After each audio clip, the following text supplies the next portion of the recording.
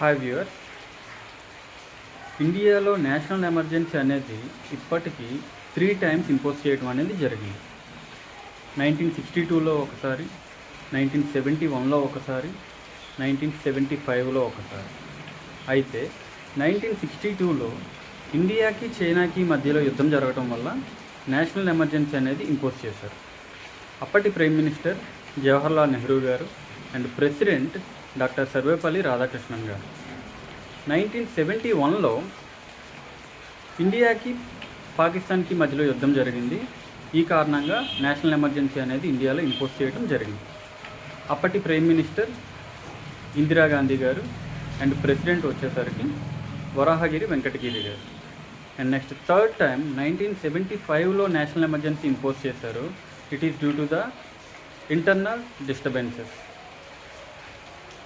అప్పటి prime minister Indira Gandhi గారు and president వచ్చేసరికి ఫక్రుద్దీన్ అలీ అహ్మద్ గారు. Thank you.